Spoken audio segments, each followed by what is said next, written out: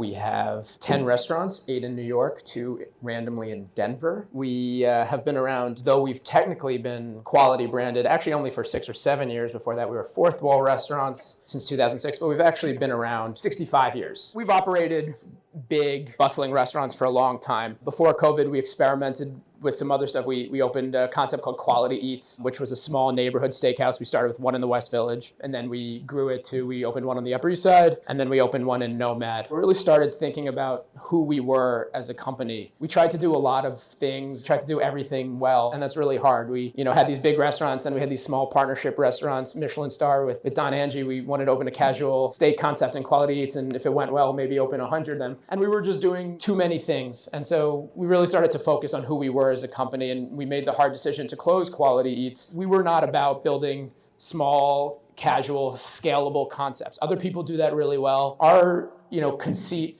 is really to build these big box, high energy, fun restaurants. That's who we are. We are about fun, warm hospitality, high energy, about being very flexible. We always say yes. We take large parties, in an instant. We've done away with a lot of ubiquitous rules you see in the industry, figuring out our recipe for success, focusing on the things that matter to us.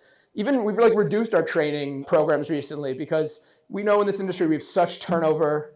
It's very challenging and expensive to do 2-week, 6-week training programs. So we said, you know what, let's just cut it. Let's focus on the stuff that's really important to us. As long as we're hiring in the right way and hiring the right people, we know over time we'll train them well. We're really starting to focus on that in the last couple of months, and I think it's going to pay us dividends, and we're excited about it. In our expansion plans, as we look at different cities and different markets, we're really about finding locations that can pull from the business community, but also the weekend celebratory. It's really about finding that intersection of business and pleasure. Engineering menus, engineering service styles to appeal to that kind of wide array. This restaurant's interesting. We got this, we started working on this deal again with Taryn and her team with related properties. We always thought Columbus Circle was a very strong area because you were going to be able, obviously, to still pull from your business set, but then you also have the Upper West Side residential that you'll drive on the weekends, and you have your shoppers and your tourists who come to Columbus Circle. So in this post-COVID world, I think people are looking for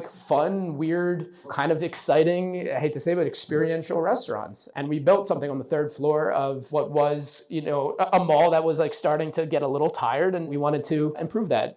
The single hardest part of the pre-opening period is coming up with a name. Once when that was floated, and I honestly don't know the genesis of it. I mean, it was Italian, and we thought Bad was kind of cool. I really don't have a good, we have email chains where people will list out hundreds of names, and we'll all just kind of go through it. And Bad Roman was oh, that's kind of different and fun. But a bunch of people were that's the worst name I've ever heard. Bad Roman, when we signed this lease here, was not supposed to be the restaurant that you're seeing today, that you've seen on Eater.